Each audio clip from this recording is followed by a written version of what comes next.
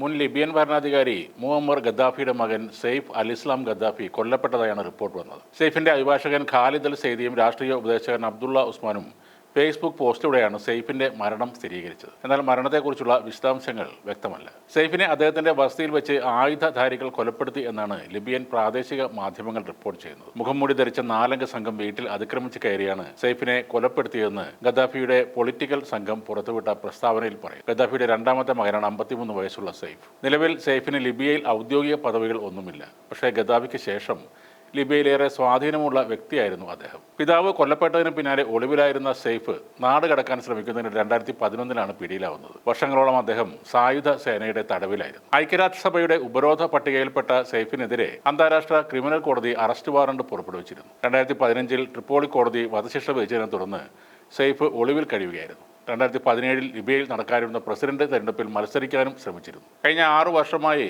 സെയ്ഫ് സൈന്യത്തിന്റെ തടവിൽ കഴിയുകയായിരുന്നു. എണ്ണസമ്പന്നമായ രാജ്യമായ ലിബിയയെ ലോക രാഷ്ട്രീയത്തിൽ നിർണായക ശക്തിയാക്കി നിലനിർത്തിയ ആളായിരുന്നു ഇദ്ദേഹത്തിന്റെ അച്ഛനായ മുഅമ്മർ ഗദ്ദാഫി. പലപ്പോഴും അദ്ദേഹം പാശ്ചാത്യ ശക്തികൾക്കൊരു വെല്ലുവിളിയായിരുന്നു, പ്രത്യേകിച്ചും അമേരിക്കയ്ക്ക്. എന്നാൽ 2011 അറബ് വസന്ത പ്രക്ഷോഭങ്ങൾ ലിബിയയിലും കലാപത്തിന് തിരികൊളുത്തി. നാറ്റോയുടെ പിന്തുണയോടെ നടന്ന സൈനിക നടപടിയിൽ 2011 ഒക്ടോബറിൽ സിർട്ടയിൽ വെച്ച് വിപ്ലവകാരികളാൽ ഗദ്ദാഫി പിടികൂടപ്പെടുകയും കൊല്ലപ്പെടുകയും ചെയ്തു. അതോടെ ഗദ്ദാഫിയുടെ ഭാര്യയും മക്കളും ലോകത്തിന്റെ വിവിധ ഭാഗങ്ങളിലേക്ക് ചിതറിപ്പോവുകയും അഭയാർത്ഥികളും പിന്നീട് തടവുകാരുമായി മാറുകയും ചെയ്തു. നേരത്തെ ലിബിയ ഭരിച്ചിരുന്ന ഇദ്രീസ് രാജാവിന്റെ ജനപ്രീതി ഇടിഞ്ഞു നിന്ന ഒരു കാലമുണ്ടായിരുന്നു. 1969 സെപ്റ്റംബർ 1 രാജാവ് തുർക്കി ഗ്രീസ് സന്ദർശനത്തിനും തിരുമ്മ ചികിത്സകമായി വിദേശത്തായിരുന്ന തക്കം നോക്കി ഗദ്ദാഫിയും സഹവിപ്ലവകാരികളും ചേർന്ന് രാജഭരണത്തെ ലിബിയയിൽ നിന്ന് തൂത്തുനീക്കി. രാജ്യത്ത് അവശേഷിച്ചിരുന്ന രാജാവിന്റെ ബന്ധുക്കളും മറ്റും ഗദ്ദാഫിയെ ഭയന്ന് ഒന്നും മിണ്ടിയുമില്ല. അങ്ങനെ രക്തരൂഷിതമല്ലാത്ത ഒരു വിപ്ലവത്തിലൂടെ ഗദ്ദാഫി രാജ്യത്തിന്റെ അധികാരം പിടിച്ചെടുക്കുകയായിരുന്നു. രാജാവ് തിരികെ വരാതെ ഗ്രീസ് വഴി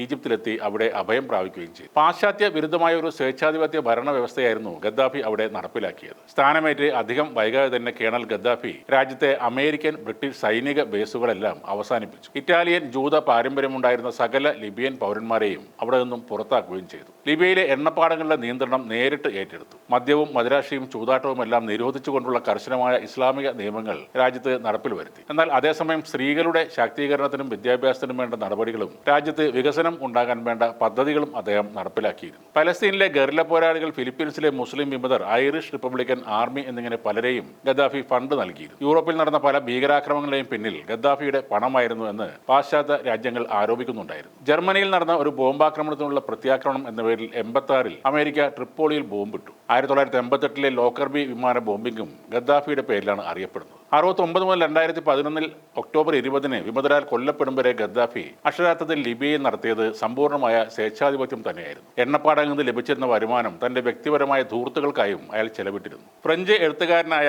ആനി കോജിൻ എഴുതിയ പുസ്തകത്തിൽ ഗദ്ദാഫിയുടെ ലീലാവിലാസങ്ങളെ പറ്റിയുള്ള വിശദമായ വർണ്ണനകളുണ്ട്. കടുത്ത ലൈംഗികാസക്തി ഉണ്ടായിരുന്ന ഗദ്ദാഫിയുടെ കാമപൂർണത്തിനായി ലിബിയയിലെ സ്കൂളുകളിലും കോളേജുകളിലും മറ്റ് സ്ഥാപനങ്ങളിലും നിന്ന് കാണാൻ സൗന്ദര്യമുള്ള 100 കണക്കിന് യുവതികളെ തട്ടിക്കൊണ്ട് പോയതിന്റെയും ഗദ്ദാഫിയുടെ ലൈംഗിക അടിമകൾ ആക്കി മാറ്റിയതിന്റെ വിവരങ്ങൾ ആ പുസ്തകത്തിലുണ്ട്. ഇവരിൽ പലരെയും 3-4 വർഷത്തോളം ഗദ്ദാഫിയുടെ കൊട്ടാരത്തിലെ മുറികളിൽ അടച്ചിട്ട് നിരന്തരം പീഡനങ്ങൾക്ക് വിധേയമാക്കുകയും ചെയ്തിരുന്നു. തന്റെ ഇരകളെ പീഡിപ്പിക്കുകയും ശാരീരികമായി ഉപദ്രവിക്കുകയും അവരെ അപമാനിക്കുകയും ചെയ്യുന്നതിൽ ആനന്ദം കണ്ടെത്തിയിരുന്ന ഒരു സൈക്കോ ആയിരുന്നു ഗദ്ദാഫി എന്നാണ് ആനിക്കിന്റെ പുസ്തകം പറയുന്നത്. സ്കൂളുകളിലും മറ്റും സന്ദർശനത്തിന് പോകുമ്പോൾ അവിടെ കാണുന്ന കുട്ടികളെ പോലും അയാൾ കണ്ണുവച്ചിരുന്നു എന്നാണ് പറയുന്നത്. ലിഫ്റ്റിൽ കയറാൻ പേടിയായിരുന്നു. അതുകൊണ്ട് തന്നെ ബഹുനില കെട്ടിടങ്ങളിൽ താമസിക്കാൻ ഇഷ്ടമില്ലാതിരുന്ന ഗദ്ദാഫി എവിടെ പോയാലും തന്റെ ഒരു പേഴ്സണൽ ബുള്ളറ്റ് പ്രൂഫ് ടെന്റ് അടിച്ചാണ് താമസിച്ചിരുന്നത്. ഈ ടെന്റുകളിൽ വെച്ച് തന്നെ അയാൾ പുതിയതായി തട്ടിക്കൊണ്ടുവരുന്ന സ്കൂൾ വിദ്യാർത്ഥികളടക്കമുള്ള പെൺകുട്ടികളെ ക്രൂരമായ ബലാത്സംഗങ്ങൾക്ക് വിധേയമാക്കിയിരുന്നു. ഗദ്ദാഫി പോകുന്ന ഇടത്തെല്ലാം കൂടെ കൊണ്ട് നടന്നിരുന്ന ബോഡിഗാർഡുമാരുടെ ഒരു സംഘമുണ്ടായിരുന്നു. ആമസോണിയൻ ഗാർഡ്സ് എന്നറിയപ്പെടുന്ന ആ സംഘത്തിലെ 40ഓളം പേരും സ്ത്രീകളായിരുന്നു. 1998 ഗദ്ദാഫിക്ക് നേരെ ഭീകരവാദി ആക്രമണം ഉണ്ടായപ്പോൾ സ്വന്തം ജീവൻ ബലികൊടുത്ത ഗദ്ദാഫിയെ രക്ഷിച്ചത് അവരുടെ ചീഫായിരുന്ന ആയിഷ എന്ന കമാൻഡോ ആയിരുന്നു. സ്ത്രീ കമാൻഡോകൾ ചുറ്റുമുണ്ടെങ്കിൽ താൻ പുരുഷന്മാർ സംരക്ഷിക്കുന്നതിനേക്കാൾ സുരക്ഷിതനാവും എന്നായിരുന്നു ഗദ്ദാഫിയുടെ വിശ്വാസവും. ലിബിയയിലെ കമാൻഡോ അക്കാദമിയിൽ ആയോധനകലകൾ പരിശീലനം പൂർത്തിയാക്കിയ ശേഷമാണ് ഇവർ ഗദ്ദാഫിയുടെ അംഗരക്ഷകരായി വരുന്നത്. എന്നാൽ 2011 ഒക്ടോബർ 20 ഗദ്ദാഫിയെ ലിബിയയിലെ വിമതരുടെ സൈന്യം പിടികൂടിയപ്പോൾ ഈ വനിതാ പോരാളികളിൽ ആരും തന്നെ ഗദ്ദാഫിയുടെ രക്ഷക്കായി വന്നില്ല. അവരുടെ മർദ്ദനങ്ങളിൽ നിന്നേറ്റ പരിക്കുകൾ മൂർച്ഛിച്ച് ഏറെ നരകിച്ചാണ് ഗദ്ദാഫി പിന്നീട് മരിക്കുന്നത്.